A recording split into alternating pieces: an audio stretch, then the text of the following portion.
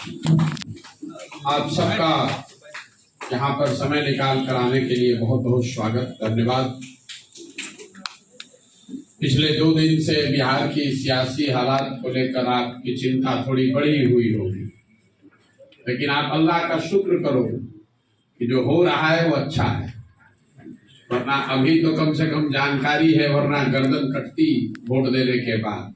पिछले 6-8 महीने से हम लोगों को समझाने की कोशिश कर रहे हैं कि नीतीश कुमार भागेगा, लोग मानने को तैयार ही नहीं। हम ही को लोग समझाता है सब सुनने के बाद कि भैया इंडिया का मदद कर दीजिए।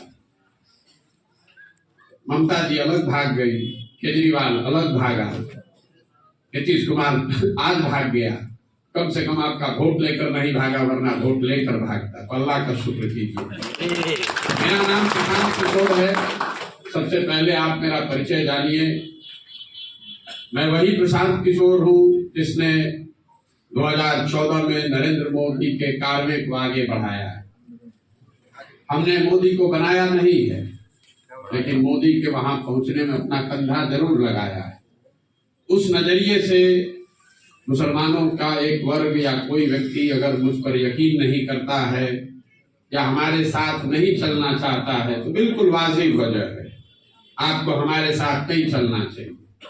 लेकिन अगर आप ये जानते हैं कि 2014 में नरेंद्र मोदी के अभियान में हमने कंधा लगाया है, आप में से कुछ लोगों को ये भी जानकारी होगी कि 14 के बाद 2021 तक इस देश में जहां कहीं भी भाजपा मोदी शाह हारे हैं, हराने वाला दल और नेता कोई हो, उसके पीछे भी प्रशांत किशोर ने ही कंधा लगाया। 2015 में बिहार में, 2017 में पंजाब में, 2018 तेलंगाना, 2019 आंध्र प्रदेश, 2020 महाराष्ट्र और दिल्ली, 2021 में तमिलनाडु और बंगाल। इतने जगहों पर मैंने भाजपा या भाजपा के गठबंधन को हराने वाले दलों का, नेताओं का की मदद करी है। लेकिन हमने 2021 में उस काम को छोड़ दिया है। अब उस काम को हम नहीं करते। बंगाल के चुनाव के बाद हमने उस काम को छोड़ा इसलिए कि हमने देखा कि हम जिनको जिताते हैं उनके जीतने से ना जनता का फायदा है, ना उससे भाजपा हारती है। ये आप सोच रहे हैं कि हम भाजपा को कैसे हराएंगे। हमने 10 वर्ष में उनको हर जगह हरा कर देखा, भाजपा हारती नहीं है। क्यों नहीं हारती है?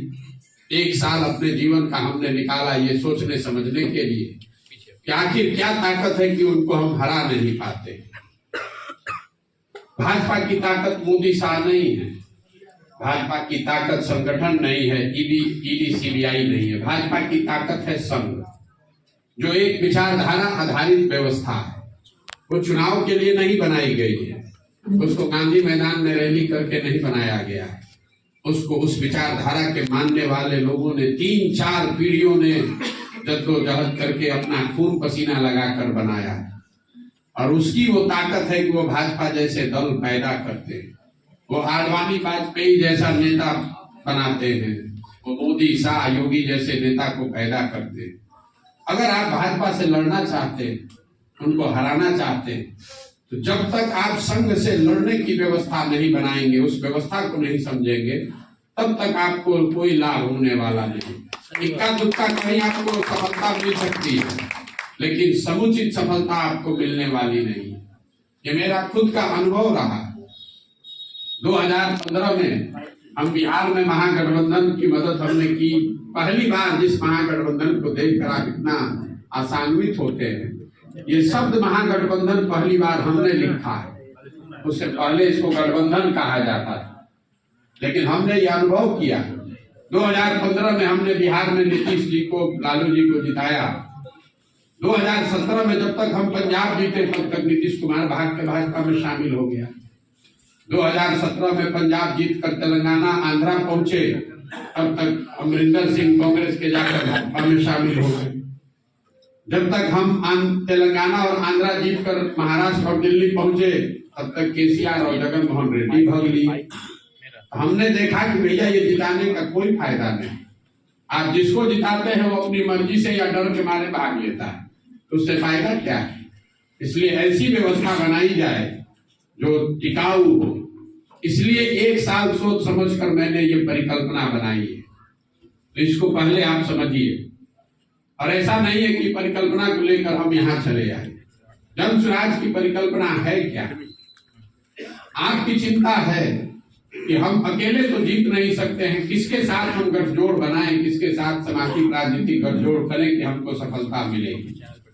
अभी तक नॉर्थ के उत्तर के जो राज्य रहे हैं, उत्तर प्रदेश और बिहार, यहाँ पिछले 30-40 सालों में आप MY समीकरण के पर भरोसा कर चलते आए। उसी समीकरण से आपको शुरुआती सफलता भी मिली, अब उसमें सफलता नहीं मिल रही। तो सबसे पहले आपको समझना है ये क्यों नहीं मिल रही।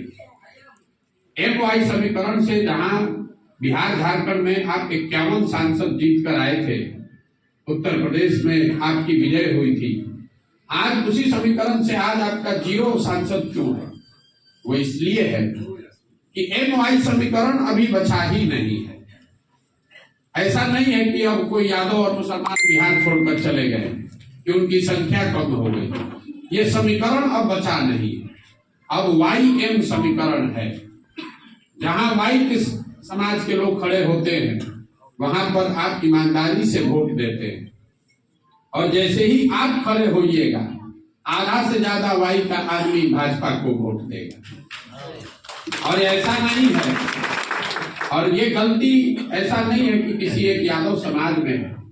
अगर आप ये गठबंधन किसी ब्राह्मण के साथ बना लीजिए, कुशवाहा के साथ बना लीजिए, अति पिछड़ा के साथ बनाइए, दलित के साथ बनाइए, जिसके साथ भी बनाइएगा